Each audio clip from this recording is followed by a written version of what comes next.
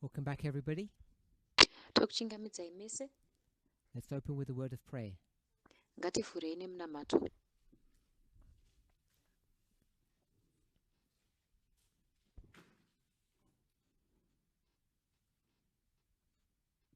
Dear Lord, we thank you Mwari vatsvene tinokutendai for your continued watch care and your goodness over us. nekuramba muchititaririra nekunaka The more we kwamakatiitira understand about our own humanity, apo tinoramba tichiwedzera kunzwisisa neumunhu the more hwedu we will understand about your divinity. ndo apo ticharamba As tichinzwisisawo these two zveumwari hwenyu natures combine with each other, apo zvimiro zviviri izvi zvichibatana help us pamwe to chete realize and understand tibetserewo kunzwisisa intellectually and experientially nekuzviona mupfungwa uye that the nemuexperience dzedu combination of humanity and divinity kuti mubatanidzwa wemunhu nemwari is the true path to freedom. ndiyo nzira In yazvokwadi Jesus' name. yekurusununguko muzita rajesu amen.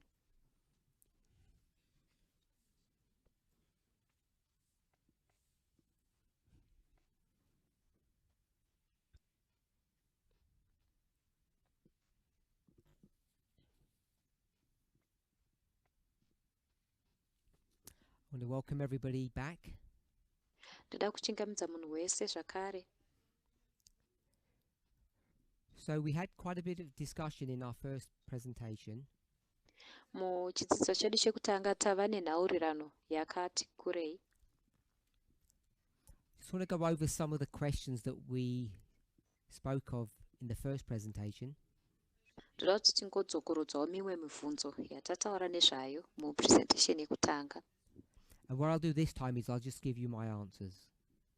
Zvandichaita ndichangokupaio My mhinduro thoughts. dzangu, pfungwa dzangu. Sometimes when we go through this in a group setting, Dzimwe nguva patinotaurirana tiri seboka, people say that they're left confused vanhu vanoti vanosara vaine confusion because they don't understand the conclusion. nekuti havanzwisisi kuti conclusion inenge What iri they yechii. really mean Zvavanonyatsokureva is that they are not clear what my position is. ndezvekuti havanyatsokuziva kuti inini pfungwa dzangu dzine dzakamira So I'm papi. not saying that people need to or it's a good idea, Handisi kuti vanhu vanofanirwa kana kuti ipfungwa yakanaka, but because there's a request or demand for it, I'll comply. asi nekuti I'll comply. pane kukumbira So I'm kwakaitwa going to read ndichangoenderana the nazvo. question in its entirety, almost. Ndichafunza mubvunzo wacho wese uzere. For the translators, I'll post Kune it on vari the forum. kuturikira ndichazviposta paforum.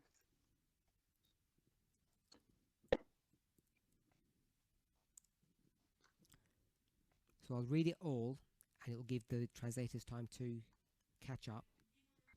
Ndichazviverenga zvese zvopa mukana vari kuturikira. If the governing power of the will is the fast brain or lower powers, with power of the Holy Spirit and Christ in us, can't we stay in slow brain and let the higher power take over so we don't need to react or defend self?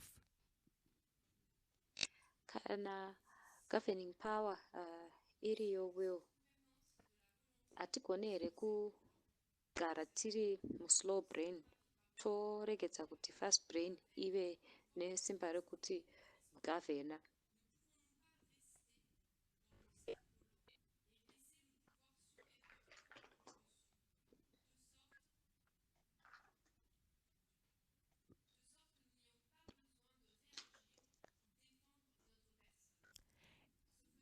in doing so, mukuzviita aren't we given a choice to turn the other cheek? hatipiwe here sarudzo yekutenderedza rimwe dama?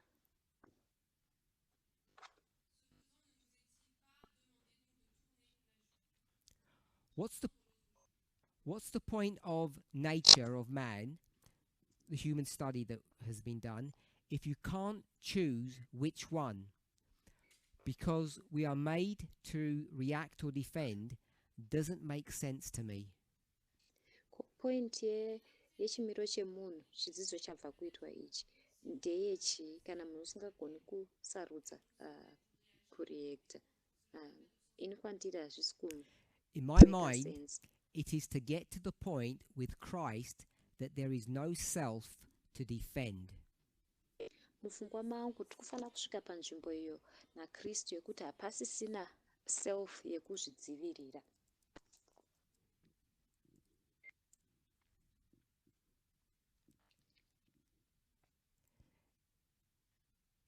If we could turn to a Bible passage, or you can just listen. Kana dei taenda kubhuku remubhaibheri kana kuti munogona kungoteerera. This is Matthew 5:38. NdiMateo 5 ndima 38.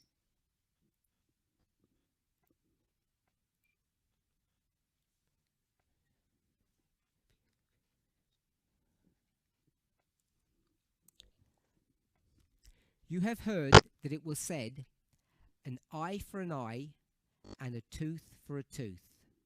Makanzwa kuti zvakanzi ziso kuziso, zino kuzino. Jesus is going to give a response to that. Jesu anobva apa response kwazviri. And we'll read another Bible passage.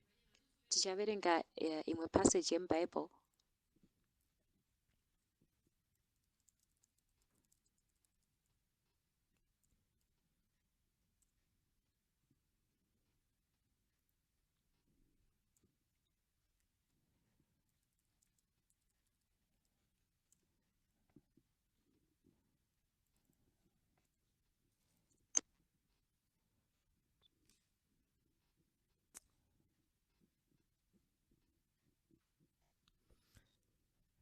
Matthew 5:39, it's actually the next verse. Matthew 5 ndima 39 iyi vhesi But I say unto you, that ye resist not evil, but whosoever shall smite thee on the right cheek, turn to him the other also. Asi uyo anokurova dama rekurudyi, mupe rimwe racho zvakare.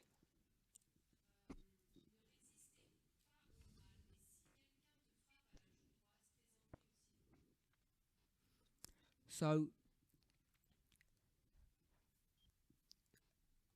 we mentioned 5:39.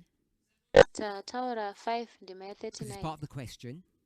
nekuti irimo And I went back mumubvunzo. to 5:38 Ndadzokera kuna 5:38 to give a broader context to this subject. kutipa context yakati kurei kundima iyi, We kuchidzidzo should all ichi. be aware Tese tinofanira kuziva of three groups of people.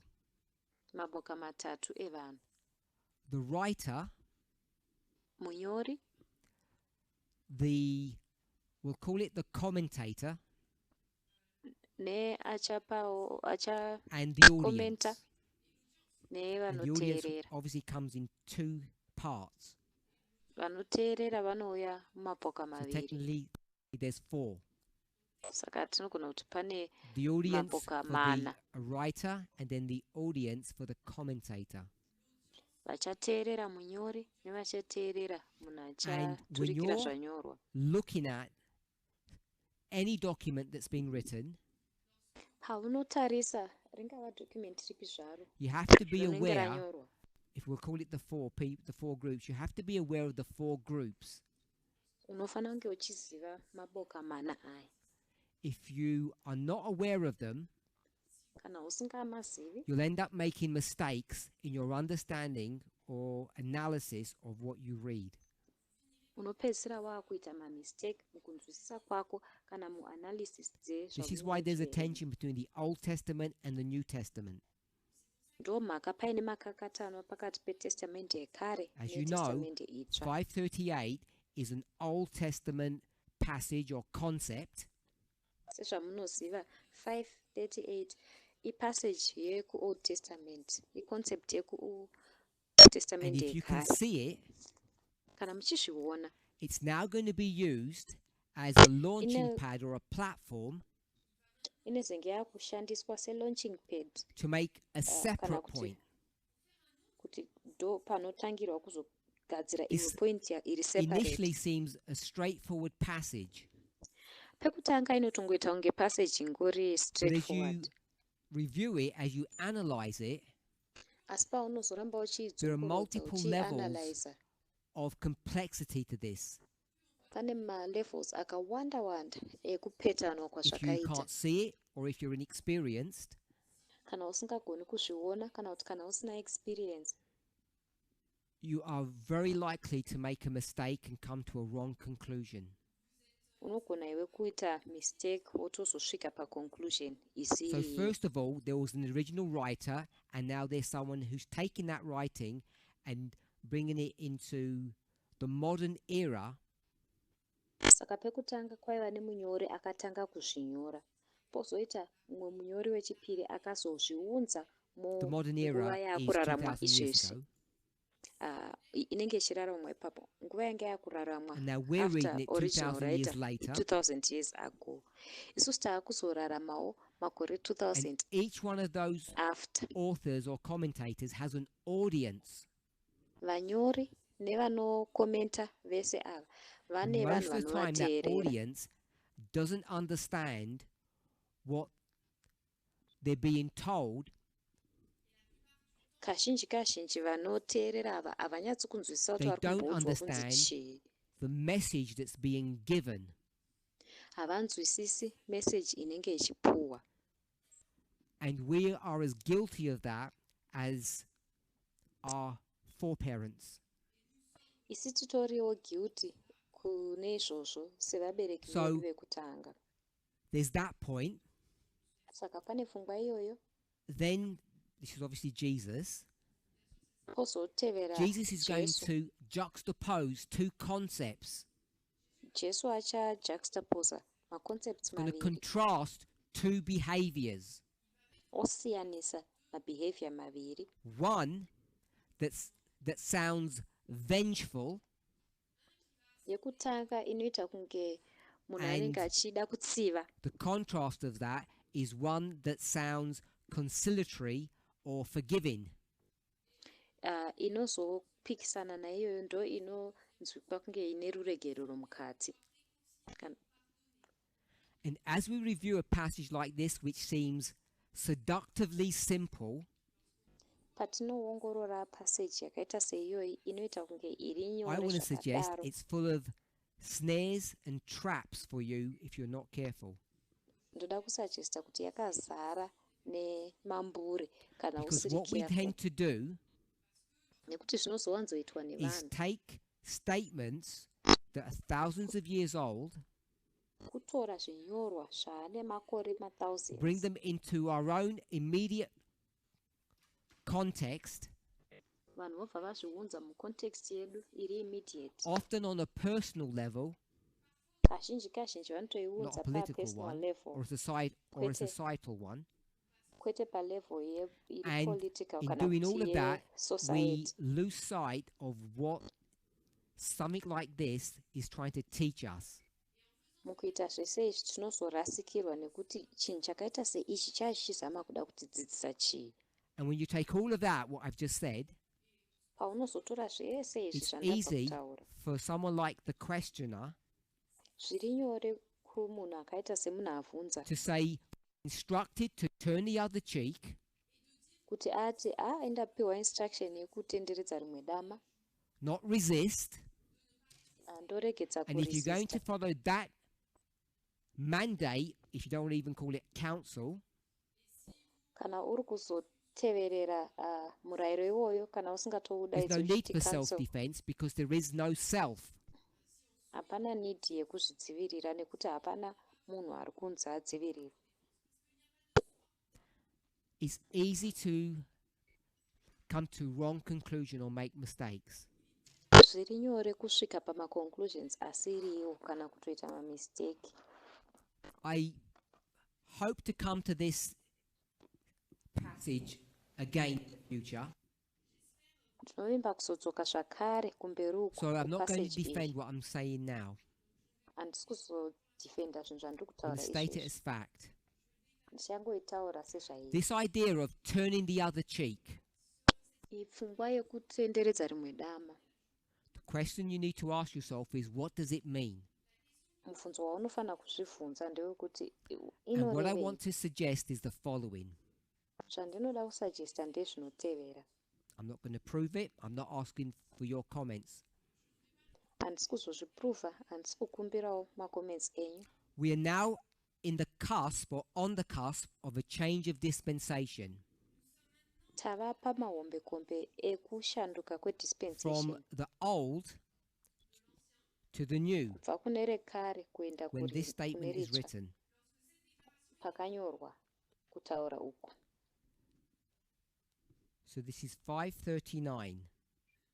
Saka iyi i5 ndima ya39. This is the old Aku and the ndokare. new. Izvi ndozvitsva. We could define the old and the new differently. Tinogona kudefina zvekare nezvitsva So I'm going to suggest it this way. pakasiyana siyana. Ndichasagesta kuti zvinotaurwa nenzira inotevera.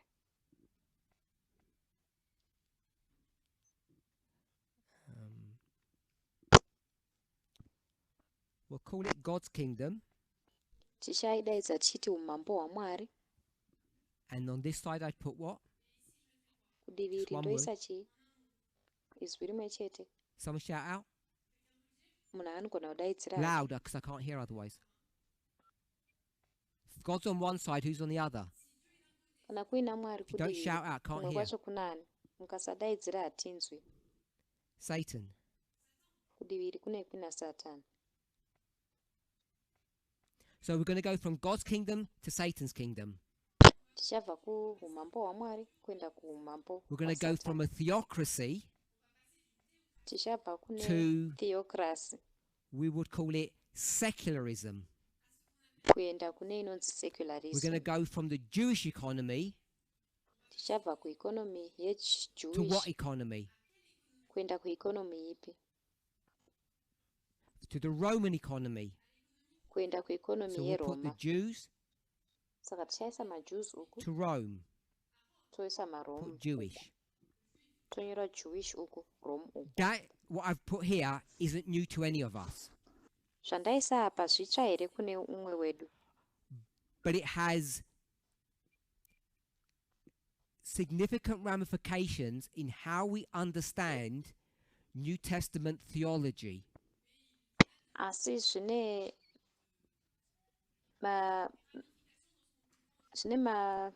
results I want to suggest, sei testament. and I'm aware that we can look at passages in different ways, in different layers. Ndinoda kusuggesta, ndinoziva futi kuti tinogona kutarisa mapassages nemaleya akasiyana siyana, nenzira dzakasiyana siyana.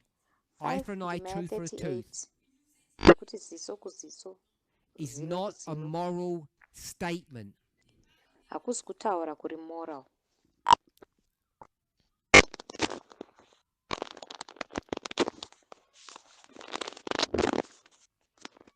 What kind of statement is it? Kutaura Or kupi instruction or guidance? kana kuti instruction kana kutungamirira kupi. It's a judicial statement, Kutaura law. kuri judicial, mutemo if you like. kana uchida. Penal code, if you're familiar with that term. This is Penal not a code moral kana statement muchiziva about varero. how we should deal with our neighbor. Haisi moral statement yekuti togarisana sei kune vavakidzani vedu. So this passage 538 is not revenge. Saka ndima iyi ya538 haizi hakusi kutsiva. If 538 is not revenge Kana ndima ya38 and kusiri kutsiva. 539 is 539 not a contrast of 538, isiriwo contrast ya 5 ndima It's a 38. bad idea to use too many negatives. Haisi pfungwa yakanaka kushandisa What manegatives does that mean that akawanda 539 is not? zvinorevei kuti 539 haisi? 539 is not, I'm going to call it, a moral statement between you and your neighbor. Kuti 539 haisi moral statement pakati pako nemuvakidzani wako. If we go back to this model, Tikadzokera kumodel this iyi, framework of a change framework of iyi dispensation, yekushanduka you're kwedispensation, required to turn the cheek. unosungirwa kuti upe rimwe dama. Does anybody want to venture what that means? Pana anoda kuzama here kutiudza kuti zvinorevei izvi?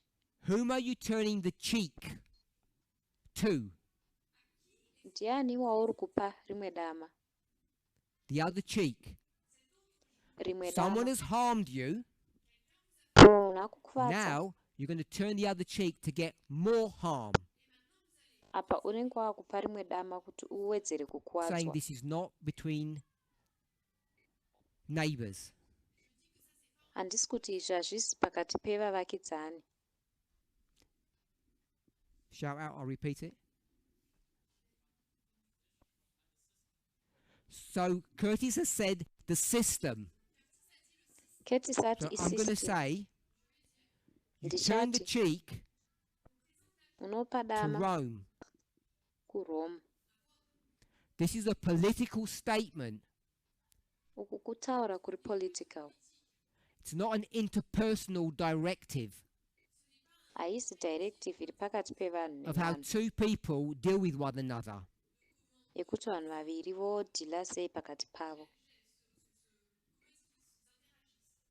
Neighbors, spouses, parents and children, friends. Vavakidzani, vari mumuchato, vana nevabereki vavo, This is how shamwari the nezvimwe zvakadaro. citizenry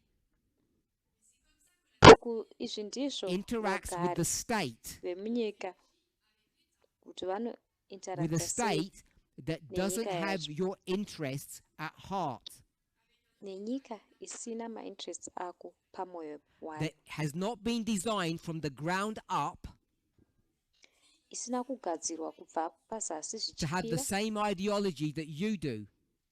kuve neideology So yakafanana now you're living neyawenayo. under a pagan system, a secular system, Saka iwe unenge wakurarama pazasi pepagan system, Pagan Rome. secular, pagan Rome. and when pagan Rome acts in a way that you feel is wrong, Pagan Rome painozoacta nenzira yaunonzwa kunge they slapped isiri you. vakurova. What you're not allowed to do, Chii chausingabvumidzwi kuita? resist. You cannot Kuramba. protest and resist. Haugoni kumukira You woramba have to turn the kurova other cheek kwacho. and take more punishment. Unofana kutenderedza dama wobva wapiwa So the imwe question you punishment need to ask zvakare. yourself Mubvunzo waunofana kuzozvibvunza is iwewe why. ndewe Not kuti why do you une turn the mhaka yei? cheek.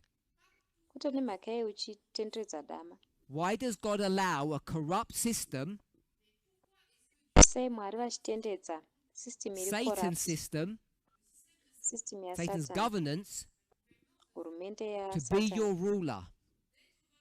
kuti ive Why is it mutongi better wako? to be ruled by Satan than it is by God? Sei zviri nani kutongwa naSatan than kutongwa naMwari? So I'm not going to develop this thought Handisi because it's kuzodevelopa not part pfungwa of the iyi question. nekuti haisi But what I pati want to say, yemubvunzo wacho. Asi when we vandoda start kutaura taking Bible passages paunotanga kutora mapaseji emubhaibheri and start moralizing them, wotanga kumaita because moralize Ellen White did, nekuti Ellen White akadaro, we can end up coming to wrong conclusions. unogona kupedzisira wakusvika You kumaconclusions will come to asiriwo. wrong conclusions Unotosvika kumaconclusions because you asiriwo take things out of a context that can actually help into a context that makes more problems for you. nekuti unotora zvinhu wozviburitsa mucontext wozvipinza mucontext inogona What kutoita we zvinhu have zviite done wese kwauri. zvataita is turn this passage 539, Matthew 5:39, kutora passage iyi Matthew 5 ndima into the ya39 golden rule. And I want to kwakuishandura kuita suggest the golden two rule. independent principles. Ndoda kusagesta kuti maprinciples If you want to do a turn the other cheek akazvimiririra. Kana uda kutenderedza rimwe dama ideology, uine you pfungwa go to the iyoyo golden rule to do that. unoenda kugolden rule kuti Not this ukwanise kuita passage. izvozvo kwete This kupassage passage I'm suggesting passage iyi ndiri is kusagesta instructing you how to deal under the new dispensation kuti iri kukupa mainstructions ekuti unodhila sei when you muzasi live in dispensation Satan's itsva kingdom, paunorarama muumambo which God is hwasatani putting you in. yawaiswa So, having said all of that, namwari tapedza kutaura zvese izvi going back to the question, todzokera when people kumubvunzo. start asking or talking in the framework of turning cheeks, Vanhu pavanotanga kubvunza kana vachitaura neframework yekutenderedza rimwe dama I think they're misusing, ndofunga if not kuti vari kushandisa misapplying, zvisiri izvo these verses. kana vasiri kutoaplya zvisiri izvo mavhesi aya.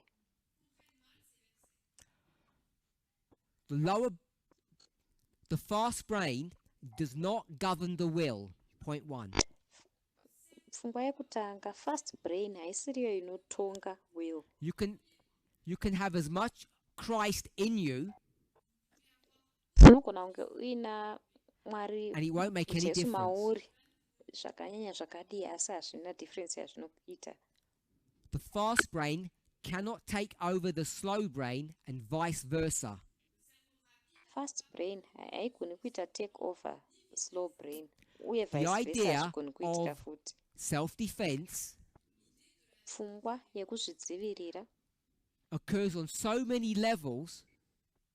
inoitika pamalevels I only have to give you a akawandisa. couple Ndinongokupawo to mashomanene show kukuratidza that being in Christ kuti kuve muna does Kristu not give the slow brain akupi slow brain, supernatural power supernatural over power the fast brain. pamusoro pe-fast brain. I've addressed the issue of turning the other cheek. Ndataura nyaya yekutenderedza rimwe dama.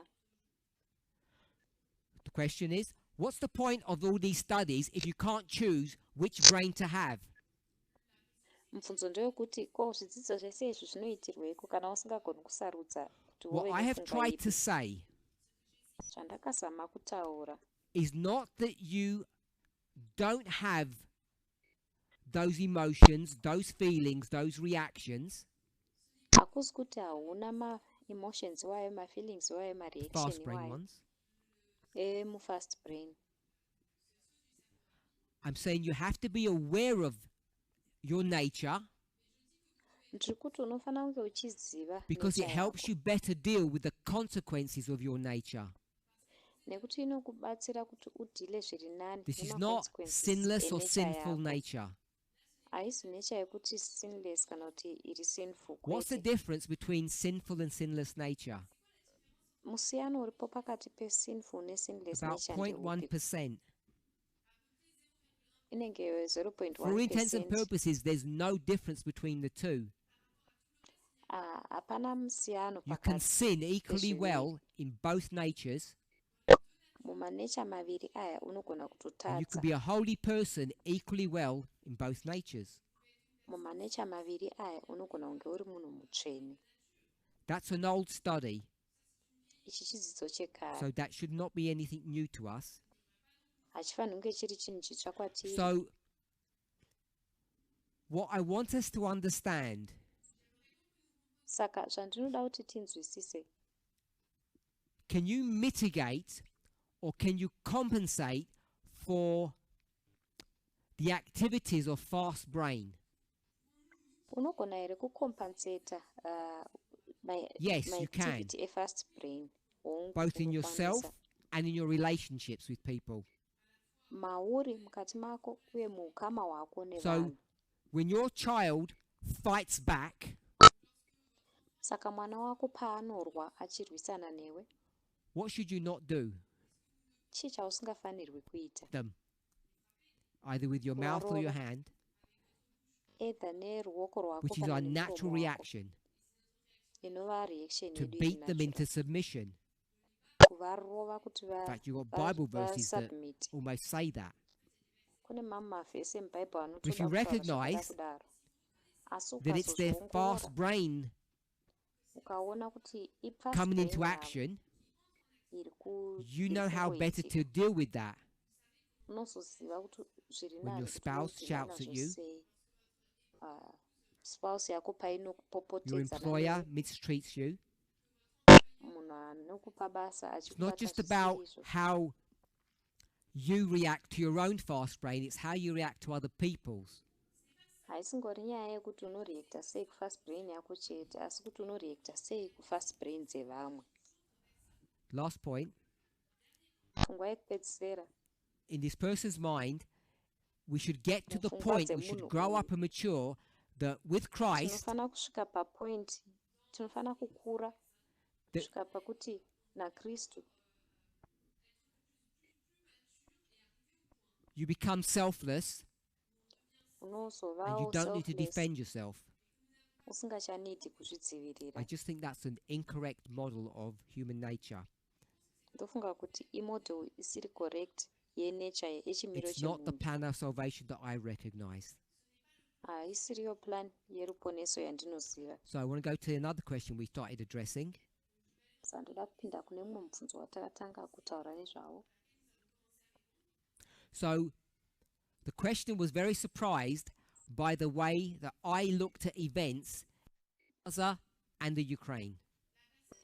Munhu akabvunza akashamisika chaizvo nenzira yandakatarisa So in this morning's study, eGaza neUkraine hondo dziriko. I think we Saka came to the mudzidzo agreement that I chemangwanani, never said ndofunga that kuti the king of the south is our friend.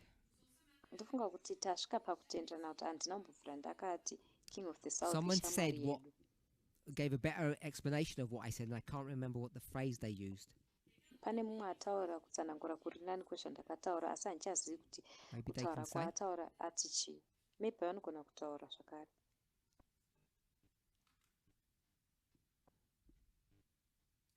Something about our interests. Anga achitaura nezvemainterest edu.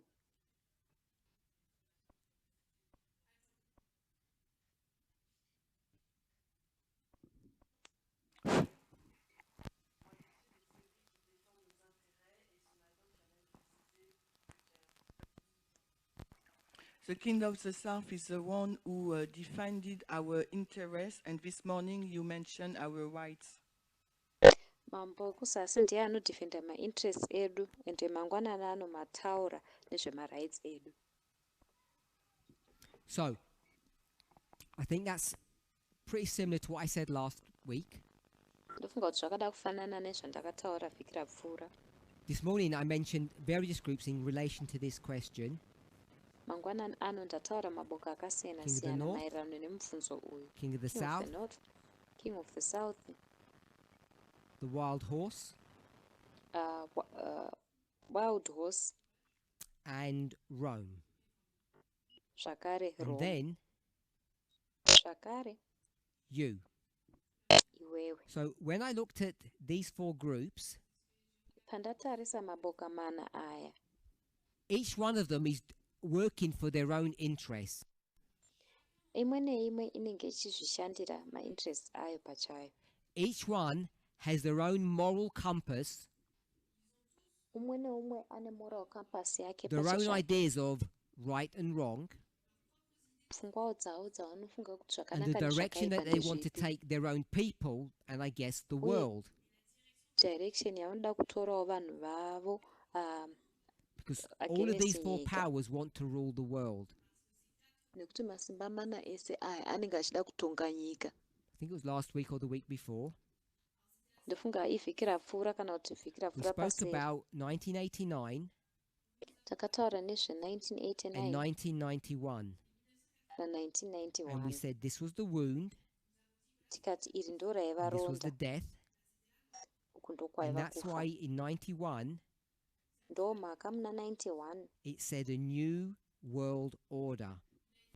zvakataurwa zvichinzi And who is it that said that? world order itsva. Ndiani akataura The izvi? king of the north. The king of the north. And what were they saying? Ko vaitaura kuti kudii? Rome has no relevancy Rome any longer. haisisiri relevant. Rome did all of its work pre-1989. Vachiti Rome yakatoita basa Depending on how you rayo want to do your maths for those 1989 isati yasvika. for the decade 9 to 89. Zvichibva kuti unoda kuita mesi dzako sei kwemakore makumi The aya horse 1979 kusvika 1989. has been killed Horse iri bhiza iri rakaurawa. Harina From here? the king of the north's perspective in this history. Kubva kumuono waking of the north We munhoroondo all agree iyi. with that. Tinotenderana We nazvo. already know the king of the south is dead. Tinotoziva kuti king of the south anenge So akafa. that's why the king of the north says we have a new world order. Ndosaka king of the north vachigona kutaura vachiti taane Because in new the world old order. world order, Nekuti world order yekare how many powers were there? masimba mangani We've got at least aivako? 4. Tine And mana now, at least. in the new world Izvezvi, order, there's only 1. world order itsva munenge So mane regardless of people's political views, saka zvisinei nemapolitical views evanhu, these 4 powers views or your own, muono yemasimba mana aya kana kuti what kind of world do you want to live in? inyika yakaita sei yaunoda Do you want to kurarama? live in a world Unoda here kurarama munyika? I'm just borrowing this phrase. It's not a political entity. Haisi entity yepolitics. Do you want to live in a world where the nations are united, Unoda kurarama here munyika iyo nyika or do you want to live in dzakabatana? a world that's controlled Kana kuti unoda kurarama munyika by inokontrolwa one power, nesimba rimwe chete, a multilateral entity or a unilateral entity? entity iri multilateral Which ine one affords masimba you akawanda kana kuti iri safety? unilateral ine simba rimwe chete? Not in the Ndeipi short run, pakati but in the peaya medium inokupa to long safety? term. Kwete zvaizvezvi asi mumedium kusvika long I term. think we all know the answer to that. Ndofunga kuti tese tinoziva mhinduro It's neizvozvo. the nations when they're united together, Ndipo apo nyika not dzinenge when it's controlled dzakabatana by pamwe one chete. power. Kwete apo inenge So when ichikontrolwa we talk nesimba about the rimwe king of the chete. south Saka patinotaura nezvaking of the south, defending your interests, achidefenda they're not mainterest defending avo. your moral or political viewpoint, Havasi kudefenda kuona kwaunoita zvinhu your moral kana kuti worldview. politics kana kuti You kuona hold kwaunoita completely nyika. different worldviews than the king of the south. Unotori nekuona kwaunoita nyika kwakatosiyana zvachose But naking what of the south. you should recognize Asi zvaunofana is kuzoona that in this world, kuti munyika ino the safety lies in the United Nations, safety iriko kunyika not dzine in a dzakabatana, unilateral political environment. kwete mupolitical environment And inotongwa that's the nenyika point imwe that I chete. wanted us to see. Ndopfungwa yandaida kuburitsa kuti It's not that they're tione. defending your worldview, Hakusi kuti vari kutodefenda your right to kuona live, kwaunoita nyika iwewe, because right they would yako destroy yekurarama, you as readily as they would destroy the king of the south. nekuti vanongogona kungokuparadza sekuparadza And they kwavanongoita have some king of the very south. strange ideas that you definitely don't agree with. Vanotoriwo nepfungwa dzimwe dzitori strange dzausingatowirirani They have nadzo their own iwewe. dangers. Vane madangers avo pachezvavo. But when we look at the great controversy, Asi patinotarisa kuhondo huru, and as we view or see how Satan controls and manipulates human beings, patinozoona kuti Satan anokontrola how achimanipulata Satan sei vanhu, desires to manipulate humanity to get their will done, uye kuti Satan anoshuvira sei kumanipulata vanhu kuti kuda kwake iye kuitwe. and we all know that story. nyaya iyoyo tese better than tinoziva anybody else does, zviri nani than you zvinoitwa know nevamwe vanhu. Unoziva that iwewe whether they realize it or not, kuti wedha vanozviona here kana kwete, the king of the south and the horse king of the south nebhiza are defending your interests, vari kudhifenda mainterest even ako, though kunyangwezvo perhaps morally, politically, ideologically, pamwe nhau you're aligned with the king of the north. dzemaideology iwewe unonga Maybe you have wakanangana some naking sympathy of the with north. Rome, Pamwe unogona kutove but nesympathy imwe definitely with neverome, the king of the north, asi at chaizvo least chaizvo naking of economically. the north, at least munhau dzeeconomics. And then religiously, you may be quite affiliated with Rome and certain of its beliefs. Muchitendero unogona kunge wakarerekerawo kurome mune zvimwe zvavanotenda. So that's the point I wanted to make. Ndopfungwa yandaida kutaura. When we start looking at Ukraine as an example, Patinotanga kutarisa Ukraine and semuenzaniso, how we would analyze or make judgments about what's going on. uye kuti tinoanalyza sei kana kuita And if you were majudgments to go to the Middle East, kana iwewo you can waizoenda make kumiddle east, the same analysis using the same rules. unogona kuita kuongorora kwakafanana uchishandisa marules akafanana iwayo.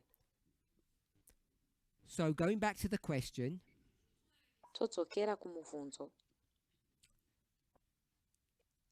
the message from the Midnight Cry, message yakabva among kuMidnight other Cry things, pakati reveals the pezvimwe true character of God, inoratidza karita true king of the yazvokwadi north. yaMwari, mambo Egalitarianism, wekumusoro wachokwadi, being kuenzana, empathetic and full of compassion for humanity and all its creatures. kunzwira nekuvawo necompassion nevanhu The questioner proposes nezvisikwa zvese. Munhu a anobvunza statement of anoti iye fact. nekutaura Midnight Cry ngefact achiti Midnight Cry does the following: inoita zvinotevera. reveals the true king of the north, Inotiratidza kuti mambo wekumusoro equality, wazvokwadi ndeupi. Inotiratidzawo equality, empathy, kunzwira, compassion, compassion, those things. izvo Who zvinhu agree zvanyorwa that izvi. that's what the Midnight Cry taught us? Ndiani anotenderana kuti izvi ndo zvatakadzidziswa Put your hands up neMidnight if Cry. you agree that's what the Midnight Cry taught you.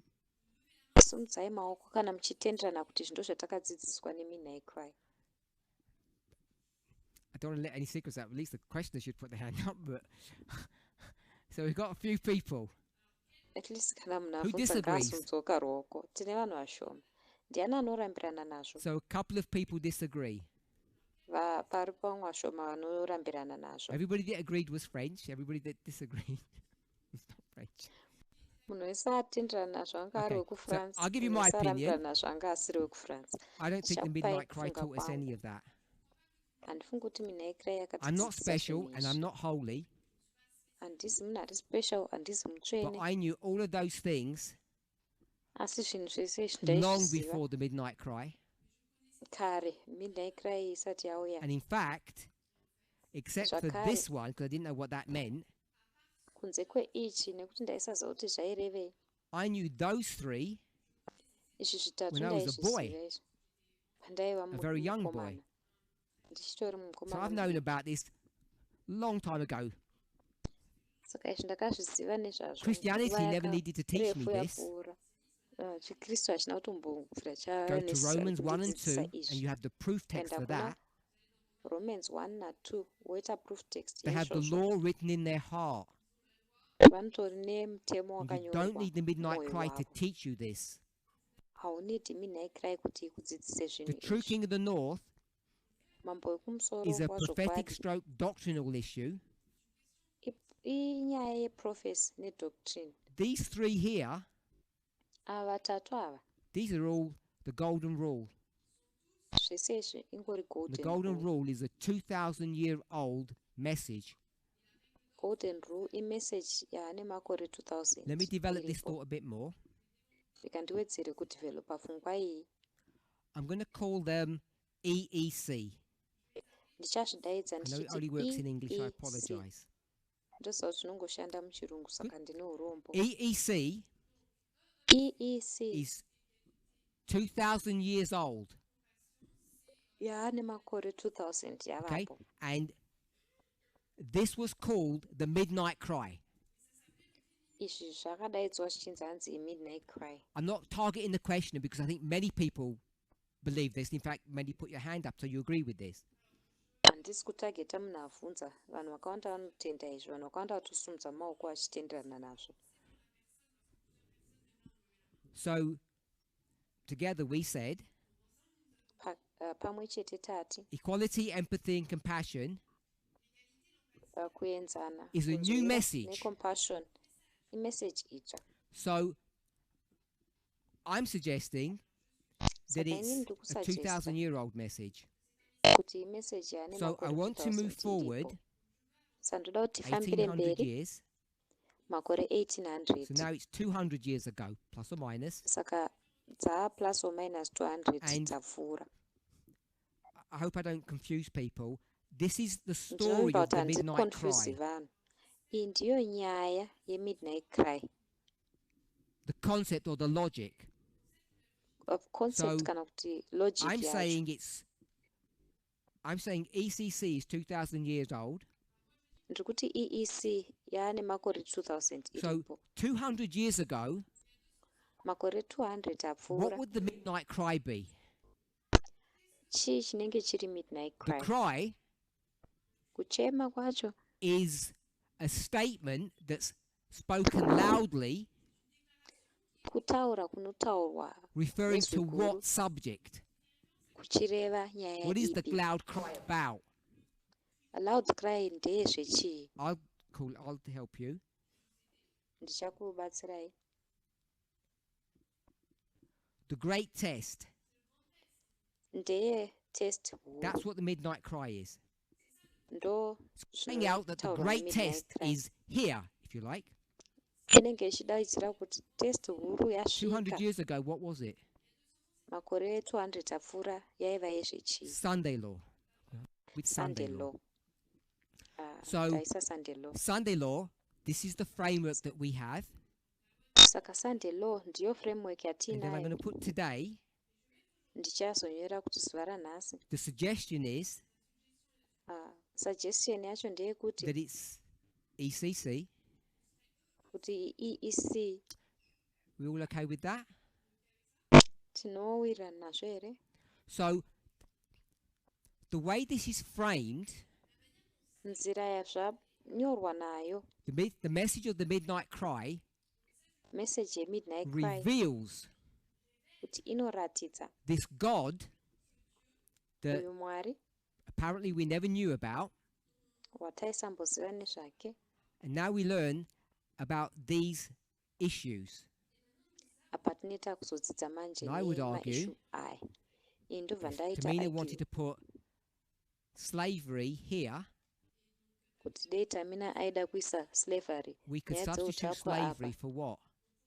taigona kusubstituta slavery nechii? EEC. So this neEEC. theme of EEC runs all the way through. It's not new. Saka theme yeEEC iripo pese haizi itsva. So that can't really be what the midnight cry is. It wasn't some education that we had of the new God. Saka hazvisizvo zvinogona kunge iriyo midnight cry. Haisi kudzidziswa patsva kwemumwe Mwari mutsva Or the hidden God that we didn't see before. kana Mwari mwanga akavanzika The horrible watazivawo God. kare. And suddenly we Mwari realize through this ari message horrible. that God is nice. Then tongozoerekana takuna kuti Mwari akanaka kuburikidza nemeseji iyi. Or Kana the kuti horrible right me kana kuti munhu anga suddenly akashata becomes the inini good left me. weku-right anongozoerekana munhu akanaka weku-left. I don't know if we've been taught incorrectly Handisi kuti takadzidziswa or we've zvisiri zvo here, misunderstood things. kana kuti takatadza kunzwisisa zvinhu. I take responsibility. ndinotorawo for responsibility perhaps not teaching things correctly. pamwe nekusadzidzisa zvinhu nenzira But chaiyo. what I want to say is the following. Asi zvandoda kutaura I ndezvinotevera. don't believe that the midnight cry Handitendi kuti midnight cry taught me EEC.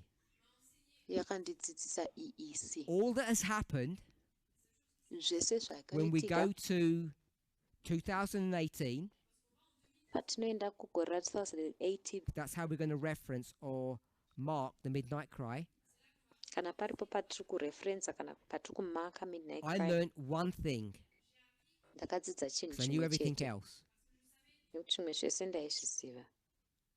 The great test Ndakadzidza kuti changed test huru yakashanduka from Sunday law, kubva kumutemo wesvondo which is Saturday, Sunday. inova nyaya yekuti Saturday We'll call it the neSunday. subject of equality. Tichaidaidza chiti It's not nyaya because I didn't know yeequality. about equality before, Hakusi kuti ndaisaziva nezveequality or I don't kare. understand about the Sabbath Sunday law controversy afterwards. Kana kuti handinzwisisi nezveSabbath Sunday controversy mushure mezvo. All that changed is what the test would be. Chakangoshanduka ndechekuti test yacho It has yakasengeniswa ramifications, I understand that, zvine but not as many mibayiro as you pazviri think. ndozvinzwisisa asi kwete mibayiro yakawanda seya munofunga imimi.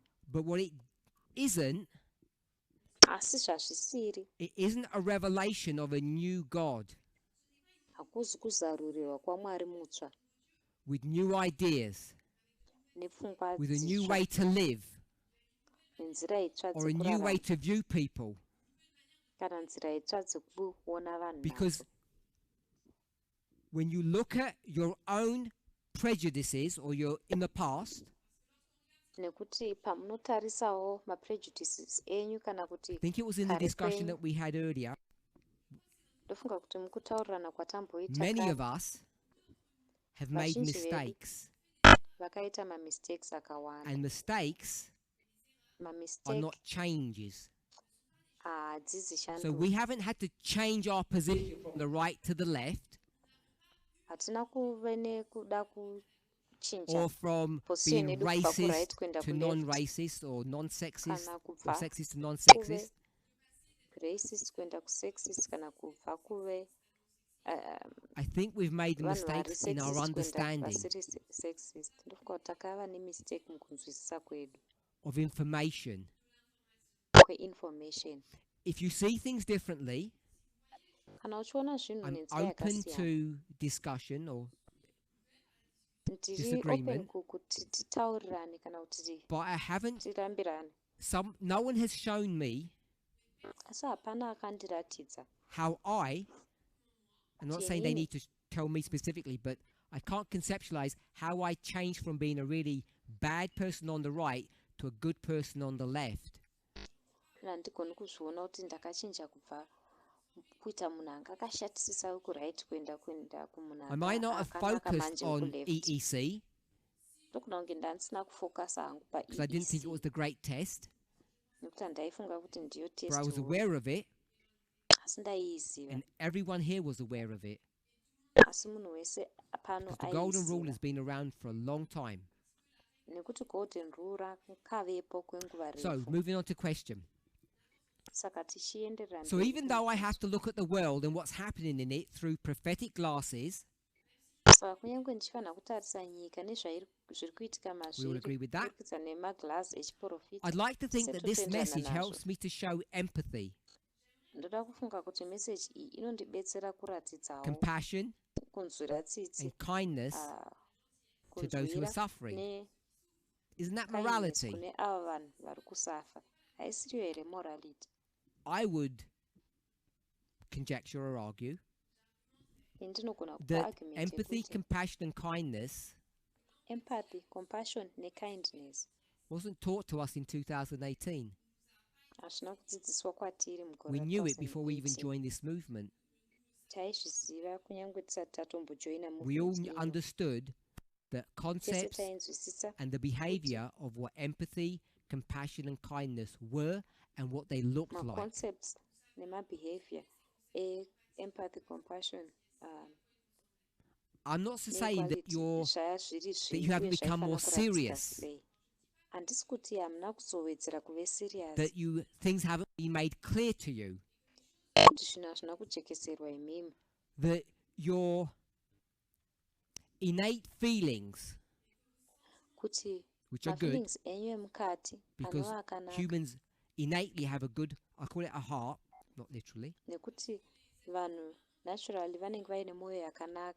and that has to get educated out of you, mostly by your parents.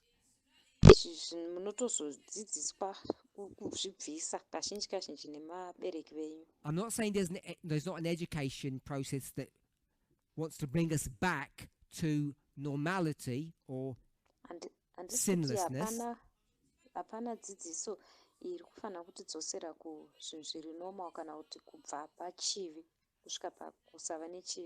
I'm not also arguing the following, that turning our focus to human beings than a specific day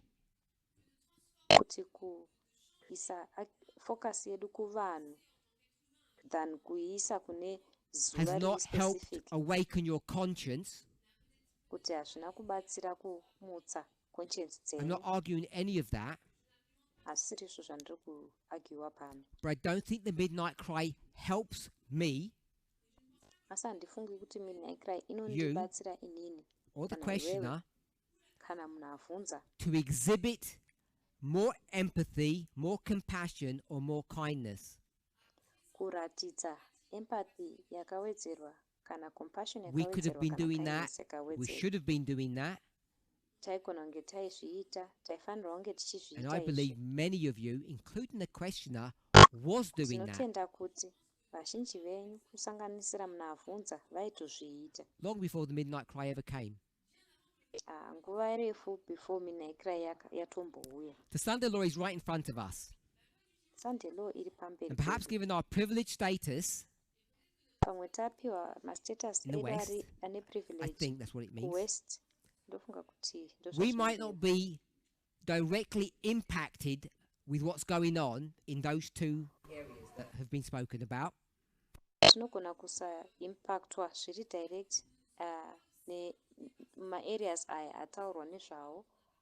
But we know we have to take a stand.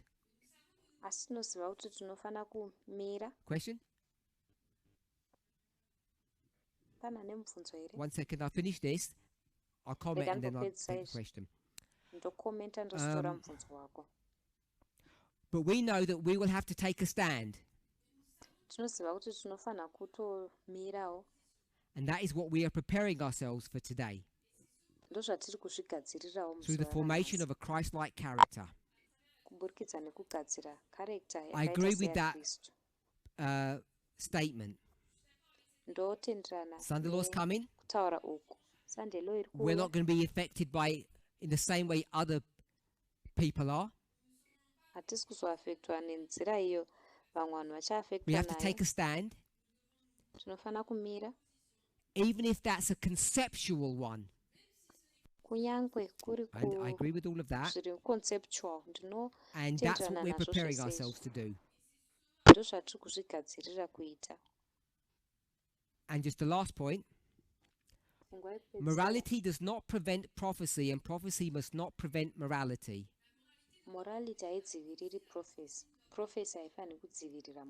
So, it's not that I don't understand that statement. I understand it. I think I just don't agree with it. So, I'll take a question. And then I'll comment a little bit more.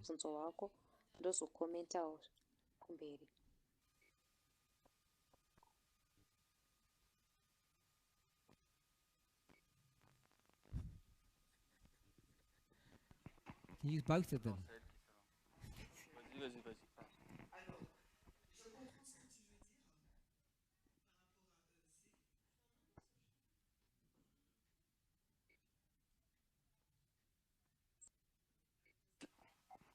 I understand what you are saying regarding EEC. It is not a new message. The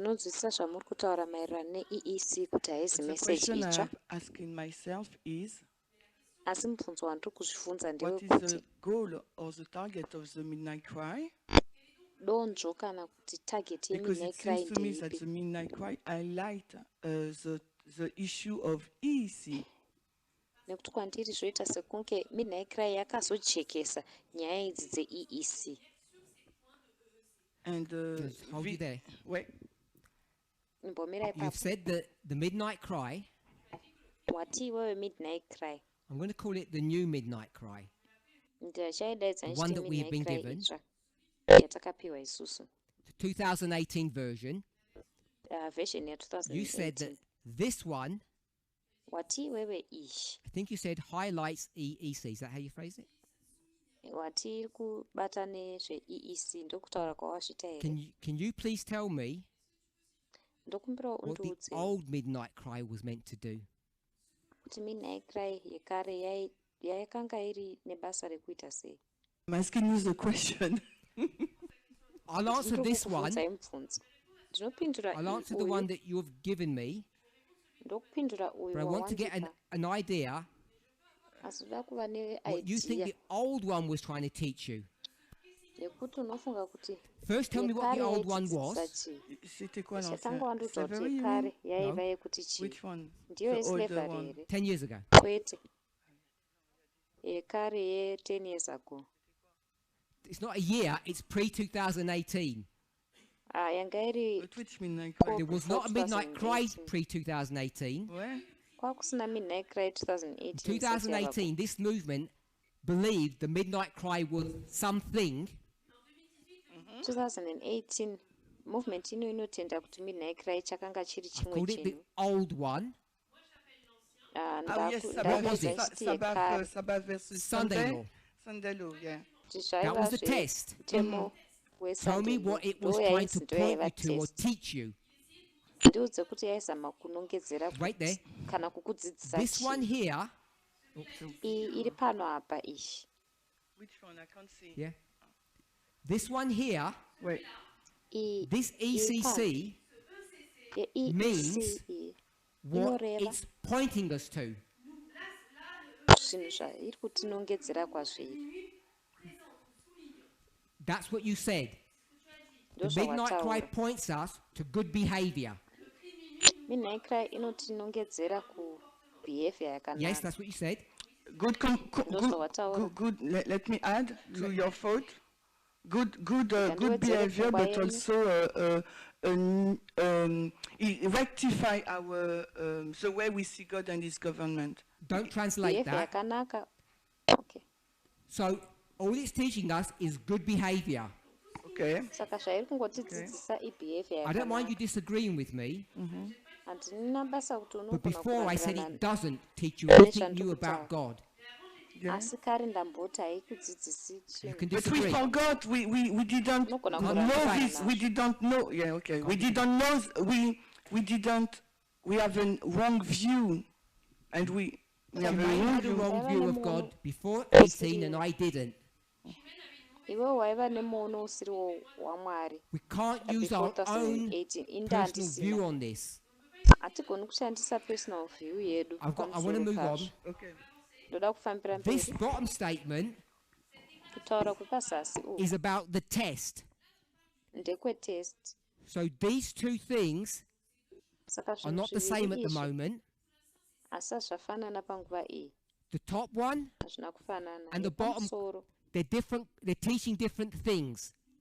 Yepamusoro They're nepazasi saying different kudzidzisa things. zvinhu zviviri My question zvakasiyana. to you- Kutaura zvinhu zviviri zvakasiyana. I know what the Mubvunzo wangu test kwauri, is. ndinoziva kuti test Sunday law. ndesunday law. This doesn't tell me what the test is. This tells me what I need to behave like or what the direction to go in. Go to this one here. Test ipi zvinongondiudza kuti behavior sezvakati unofanira kuti behavior so asi ukauya pane iyi iri pazasi iyi. Tell me what the old test was trying to teach you. Ndiudze kuti test yekare yaizama kuti No, dzidzisa the old midnight sei. cry. Sorry, what was the old midnight cry trying to teach you? Midnight cry yekare yaizama kukudzidzisa chii. just like that, I will say faithfulness about the true Sabbath. Faithfulness yechokwadi chesabata. So what you've said is Saka zvawataura iwewe ndezvekuti this old model, moto all yekare it can do, all zvainongogona that you're kuita required to do is zvaunongodiwa to kuita get an accurate watch kutora watch and know when inoshanda sunset zvakanaka and sunset to sunset is. wonyatsokuziva kuti zuva rinovira Work out the finer points of cooking, wonyatsokukwenenjera worship, kunyaya dzako dzekubika and your nenyaya pass. Nothing else. I don't view it like that, but hapana chimwe chinhu handizvioni saizvozvo. If we view the lesson to be gained from this old model kana tikaona chidzidzo chatinofanira kubata kubva kune moto yekare connected to iyi the law, the Sunday law, zvakabatana which means nemutemo connected wacho to the mutemo Sabbath wesvondo law, zvoreva kuti inobatana The nemutemo test, wesabata. Sunday law. Test What yesunday you're law. learning from that, zvaunenge uchidzidza which you kubva just said, kwazviri zvawabva really kutaura clearly was the day. zvakajeka I'm going to learn inyaya about the yezuva. day. Ndichadzidza nezvezuva. in the midst of the controversy, so that's why my answer was to remain faithful. Pakati pecontroversy ndosaka answer yangu Remain ida kuti faithful to munhu urambe what? uri To faithful. regarding Kuramba uri faithful God's kuti day. maererano God- Let me nezuva have to stop you. raMwari. That's exactly what I just said here. Ndozvandabva kutaura The way panapa. you frame it, it's I know people don't like the way Nzira I frame things, yamunoitaura yakasiyana. Ndoziva kuti vanhu I understand havafariri that. kutaura kwandoita zvinhu. But what you've done is Asi identified the zvawaita test. iwewe ndeizvi. Good. Waidentifya And then you test said hongu. Ukazotaura The iwewe kuti issue is what you're meant to be doing nyaya ndeyekuti is zvaunofana kunge understanding uchiita how to keep the day kunzwisisa faithfully. kuti zuva iri rinochengetwa zviri faithful sei. If I go to the first one, Ndikaenda kune yekutanga, that's what you're supposed to learn, EEC. izvi ndo zvauri kufanira kudzidza. What's the test? Test yacho ndeipi? say equality. Same thing. That's what you just said. Equality. Chinova chinhu chakafanana. So the test is the same, Saka and test what you're supposed to yakafanana. learn Chauri kufanira kudzidza is, we'll call it treating people, we'll call it the golden rule. tichaidaidza chiti golden rule. Great kubata test is zvakanaka. EEC, Test huru and ndiyo you need to EEC. learn that or pass, Unofanira kudzidza izvi. you need to Kana pass kuzvipasa. it by doing the Unofanira golden rule. kuipasa nekuita golden rule. So you have in your mind you have a model Saka mupfungwa where dzako there's a une moto. fundamental difference between the new Apa paine musiyano uri fundamental pakati and the old. zvitsva And if nezvekare. you, all of you, if you listen to presentations Kana imi mese by many of mukateerera our mapresentation teachers, nevadzidzisi vedu what vakawanda, this model that Shemaine has given to us model yatapiwa is not her naShamaine private interpretation. It's a common movement Hakusi. understanding. kuinterpreta kwake kuri private, kunzwisiswa kwemovement kuri common. And the question was obviously asked, and I'm trying to respond to it. Wabvunzwa, ndiri kuzama kupindura bvunzo And iyoyo. what I want to say is, I disagree. Zvandoda kutaura I ndezvekuti disagree with this ndinorambirana model nazvo. Ndinorambirana based upon a nemodel number iyi of things. maererano nezvinhu zvakati And what wandei. I want to say, Zvandoda when I kutaura say I disagree, pandoti all ndorambirana of this, I'm zvese going to put izvi me, I agree with this inini model. ndotenderana The great nemodel test iyi. is equality, and I'm supposed to learn about the golden rule. Test huru equality ndofana kudzidza nezve golden rule. The second model, when it deals with the old midnight cry, Model yechipiri painodzidza the great test, nezve midnight cry I yekare. agree is the Test Sunday huru law. ndotenderana kuti So Sunday I'll law. put me, Ndonyora inini. and I don't agree that what we're supposed to learn is about the day in what any context you want to say it.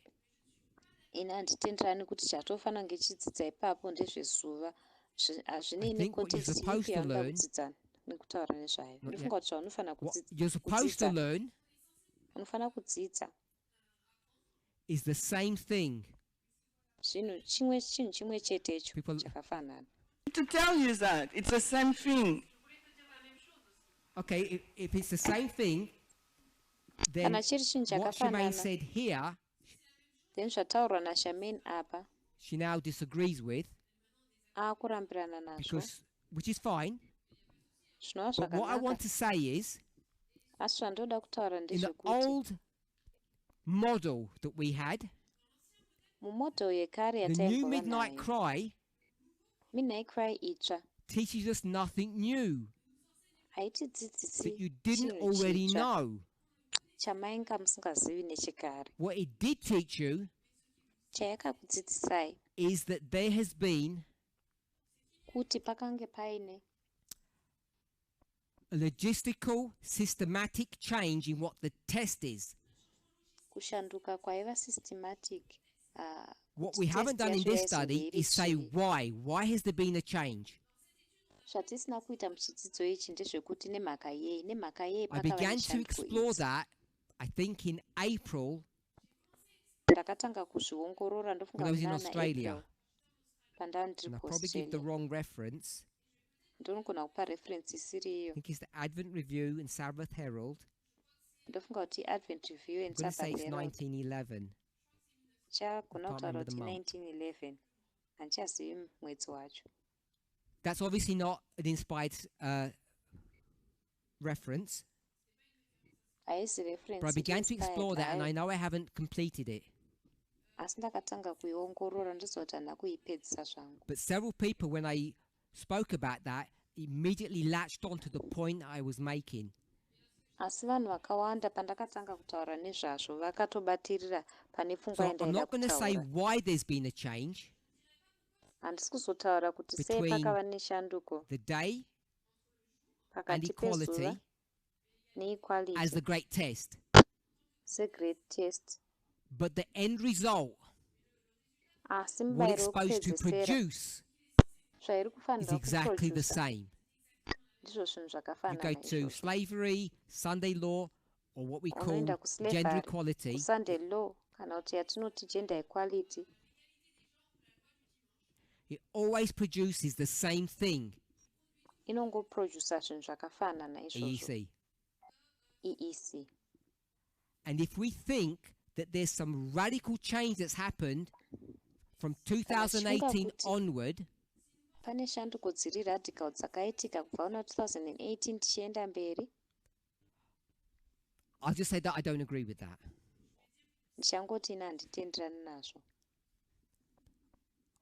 I don't want to pin people down and make them Handidi appear bad or in any way. kupina vanhu ndovaita kunge vari kuratidzika zvakaipa But I nenzira ipi use zvayo. people's comments as examples. Asi ndoshandisa makoments evanhu semienzaniso. A moment ago, Shemaine Chinguva said, chapfuura Shemaine it ati taught us this new version of God. zvakatidzidzisa fashion itsva yaMwari. And the question you have to ask yourself, Mubvunzo waunofana kuzvibvunza is that a iwewe, movement position iposition or yemovement your here individual iyi position? kana kuti iposition Maybe yako it iwewe radically changed the semuindividual. way that you saw God. Pamwe zvakatoshandura zvachose muono wawaita Maybe you had a Mwari really iwewe. bad image of God before and it helped you to come to terms with things. Pamwe waiva neimage yaMwari yakaipa ende zvakakubatsira kuti udzokedzane kuziva But I kuti zvinhu think zvinofamba sei. the Asi old ndofunga God Mwari is the wekare same as the new. This aangofanana God wasn't any neMwari different. mutsva. Mwari uyu haana There kumbenge are people that akasiyana. struggled Kune vanhu with their vaitambura views of that old God, nemiono yavo and yaMwari therefore wekare have iyeye. come into a place Naizvozvo vakazosvikawo where they think panzvimbo there's been some revolutionary or fundamental change in our message. apa vanofunga kuti pakava neshanduko dziri I revolutionary just kana don't see kuti it that way. fundamental mumessage yedu. We Ine can agree to handizvioni disagree, that's seizvozvo. fine. Tinogona kubvumirana kuramba zvakanaka izvi. But the reason why I've spoken forthrightly on this issue Asi nyaya ndataura zvine is chisimba because I wanted panyaya to iyi. do justice to the question Nyaya yekuti ndaida kunyatsokuita justice kumubvunzo uyu. about how we view things now Maererano nekuti tinoona zvinhu and taakuona how zvinhu we sei izvezvi used to view them. uye kuti taimbozviona sei kare. So Tamina had her hand up. Tamina anga akasumudza ruoko. Okay, I had it totally wrong. Donc c'est August 2nd, 1892, page 48369, paragraphe 69. August 2, 1892. Ndiyo page yacho. I knew that.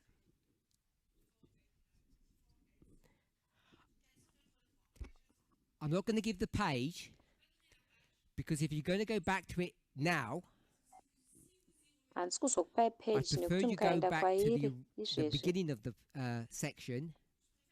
Tinoprefer kuti muende kunotangira section yacho. Tell me the page. Ndiudzewo page.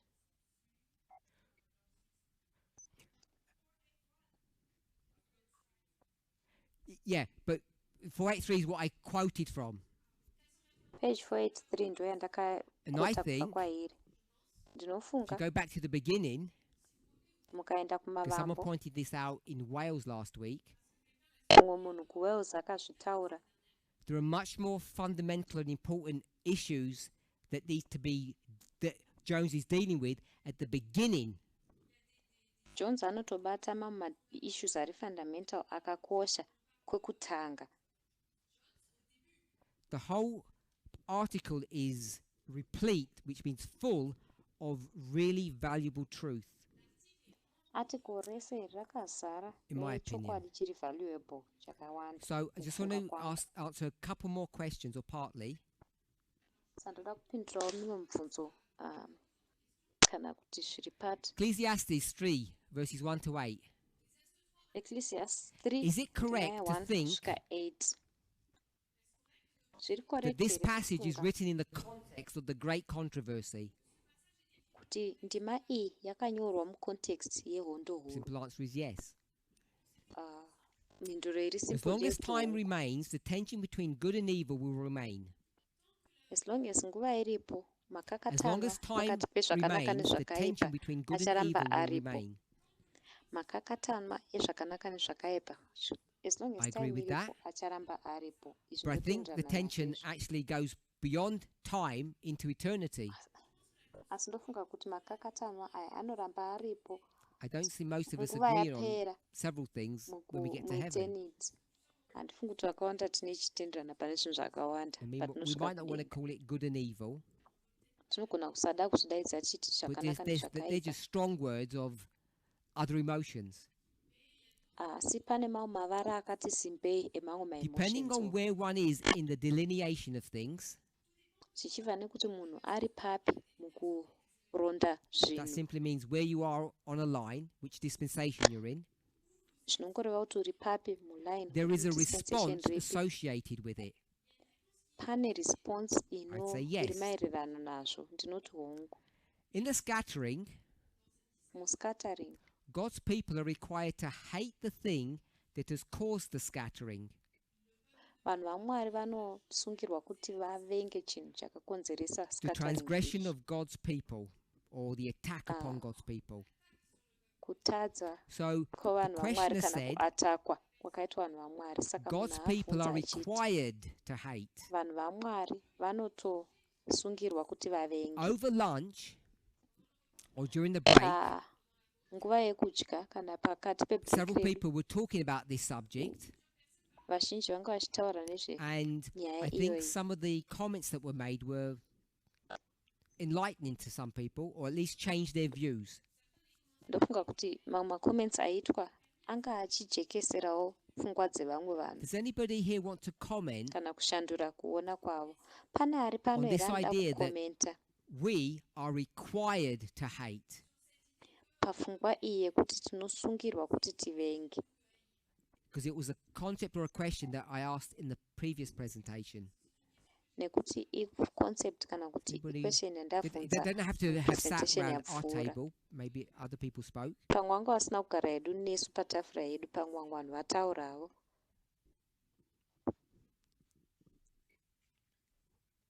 Will you go, Natasha, or not? Natasha, Yeah, Natasha's going to volunteer. Thank you. Natasha achavolunteer waitako. As they're working out the logistics, the question that I'm asking Natasha Pavari kuita malogistics, is based upon the question that I received. uri maererano nemubvunzo We're highlighting one issue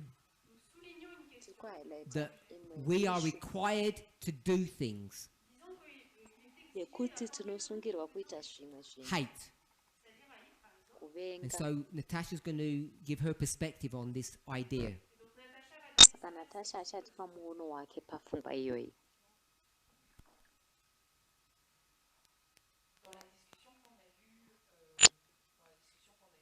So in the discussion we have together, Mukutaurirana kwatava nako, so the question was, are we receive instruction to love? mubvunzo wako uri kuti tinopiwa murayiro wekuda. And the answer is no, because God didn't ask us to love. Mhinduro yanga iri kuti kwete, nekuti Mwari haana mbotibvunza kuti tide. And as He didn't ask us to love because it's natural to love, Sezvo asina kutikumbira kuti idai vanhu, nekuti so we zvitonatira kuti tide. didn't receive any instruction to hate someone. Saka hatina kugamuchirawo instruction yekuvenga umwe munhu. So for me, it's become more clearer Saka kwandiri zvawedzera kujeka. it's become more clearer for me to understand the question you asked, if there are any instruction for us to hate. Zvawedzera kujeka. Thank you. Kana tichitarisa mubvunzo wamabvunza Before kuti pane Curtis gives ma-instructions here ekuti tivenge. I want to Curtis speak asati apa about, mhinduro. it's the same subject but in a related way. Ndoda kutaura nechidzidzo chakafanana asi chiine After the ukama. sin that was committed in Eden, Mushure mechitema chakaitwa what kuEden, happens? chii chinozoitika? It says it in a roundabout way. Ellen White speaks about it. Adventists believe it. Inozvitaurawo neimwe nzira. Ellen White anotaura nezvazvo, maSabata vanozvitenda. There is a curse that's Pane put over chituko creation. chinoiswa pamusoro pecreation. And because Eve is the one that sinned first, Nemhaka yekuti Eve ndiye akatanga she kutadza, was punished.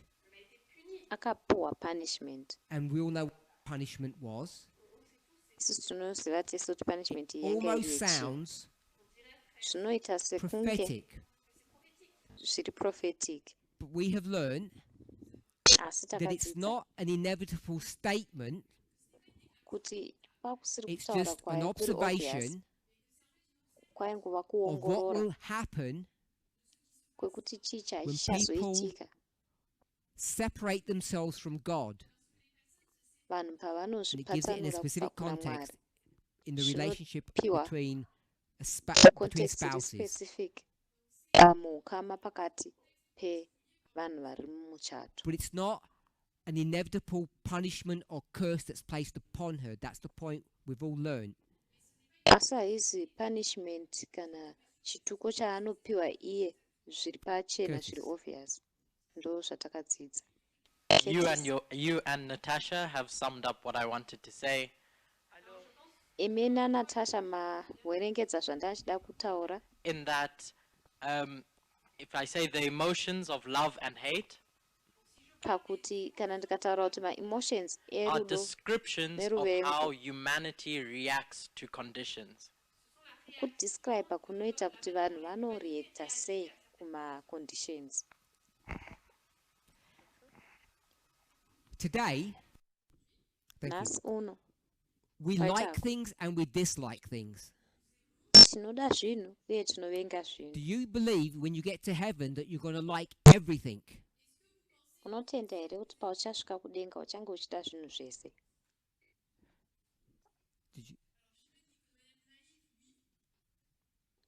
So Shemaine said in our naivety, yes. Shemaine ati So mukusaziva don't like a kwedu certain hongu. food here. Saka kana usingafariri chimwe chikafu kunoku, Will your taste buds change, or will you be forced to eat things you don't like? mataste buds ako achashanduka here kana kuti uchamanikidzirwa kudya zvinhu zvausingafariri? So you can see Saka unogona that there will kuona be things you like and dislike about heaven. kuti kune kuine zvinhu zvauchafarira nezvinhu zvausingafariri maererano And nekudenga. like and dislike Kuda nekusada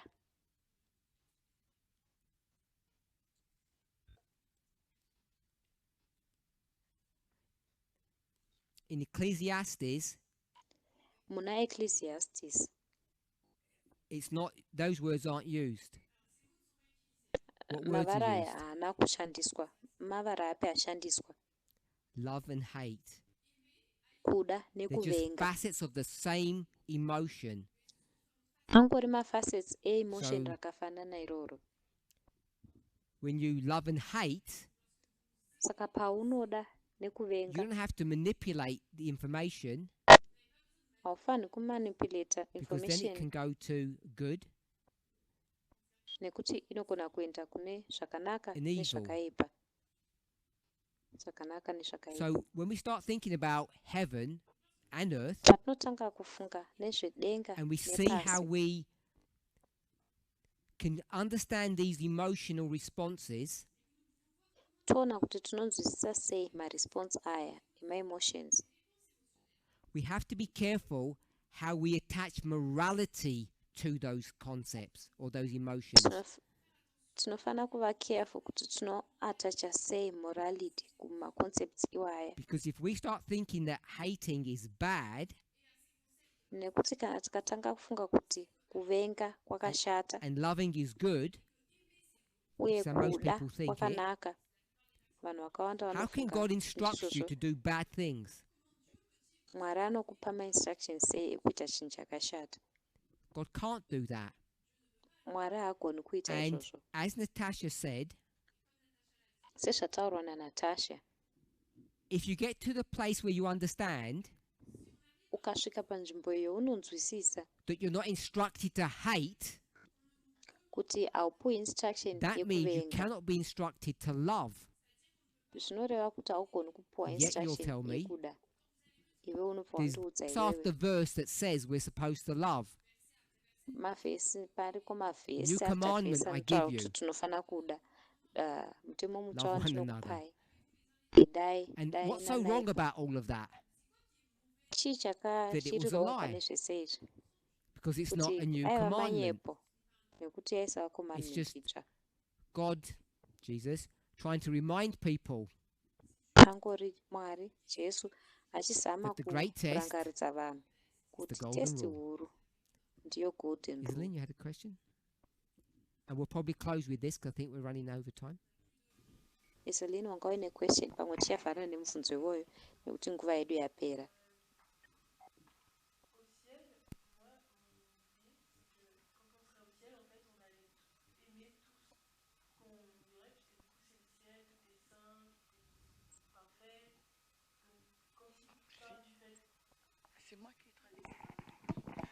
So in my idea, when we will be in heaven, we will love everything because everything is perfect. Pfungwa yangu ndeyekuti patiye taakudenga tichada zvinhu zvese nekuti zvinhu zvese zviri perfect. So why we think about hate things that we will not love in heaven. Patinofunga So nezvekuvenga that zvinhu means that I have a zvatisingazodi bad kuvenga, understanding about heaven. zvinoreva kuti ndine kunzwisisa Your question kusiriko is, you have a- pamaererano nedenga.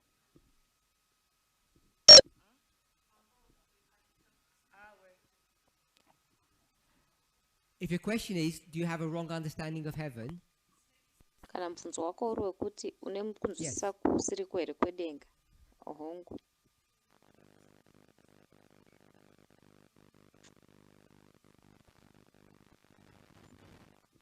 Oui, mais t'as parlé en français là. En anglais.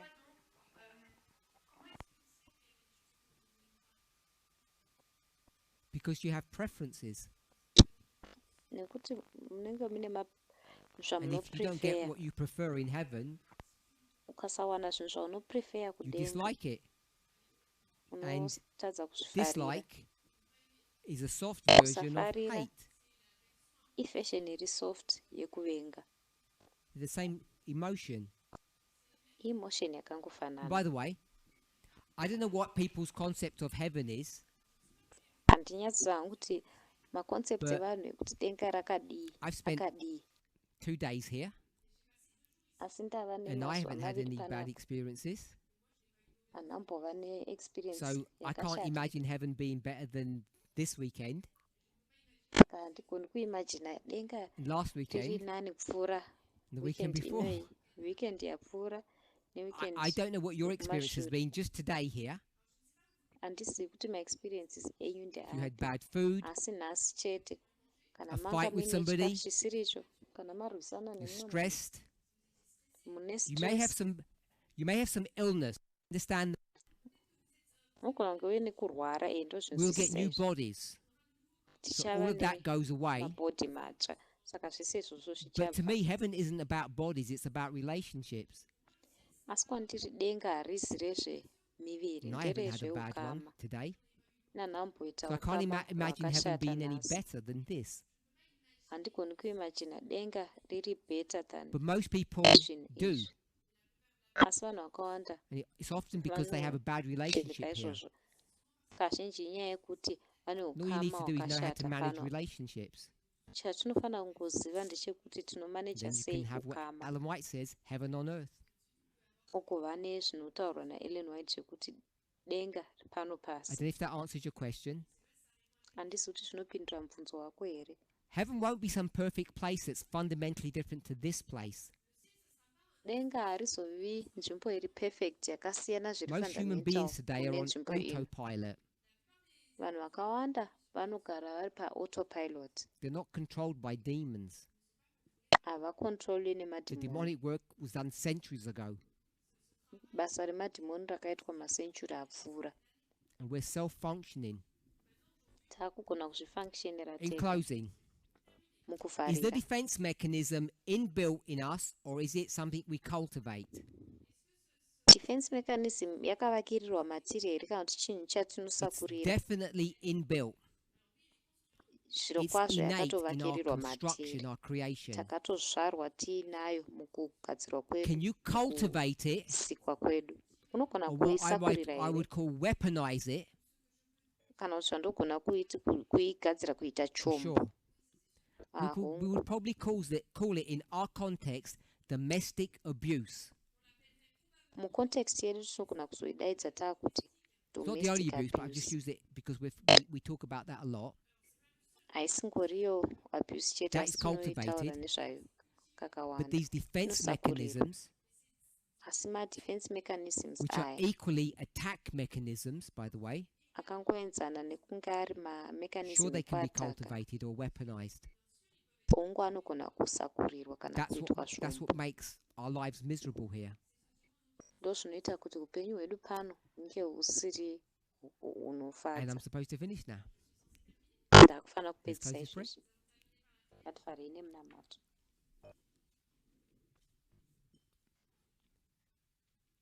Dear Lord, I want to thank you Mwari ndoda for a taste kutendai of heaven, netest not yedenga, just through these 2 presentations with people online, kwete koga kuburikidza nemapresentation aya not nevanhu only vari through this paonline. day with this family that I am with, Kwete koga nezuva rino iri nemhuri inoyi but through yandinayo, all the personal interactions, asi kuburikidza nemapersonal interaction ese, all the protection that you have afforded me. kuprotectwa kwese kwamakandipawo. If I didn't know better, Kana dai ndaisaziva this would be zviri nani, heaven. iyi I inenge thank you iri that denga rino iri. despite the beauties of this weekend's experience, tekutendai nekuti zvisinei Heaven will be neunako different. hweexperience yeweekend nino. There'll be no Denga enemy. rinenge riri rakasiyana There'll be nekusina no muvengi, physical signs of sin. kusina masigns ari physical And with echitema, people of equal minds nevanhu vane pfungwa who dzakaenzana desire to serve one another, to vanotsivirawo live the golden kusevha rule, umwe neumwe, kurarama golden rule. I and all of us look forward Ini nevamwe vese to tinotarisirawo heaven. kuenda In the kudenga. meantime, continue to Panguva guide, ino protect and shield us rambai muchititungamirira, muchitichengetedza and help us to be continual nekutidzivirira. learners. Mutibetserewo tirambe tiri vanhu vanoramba Amen. vachidzidza. Amen.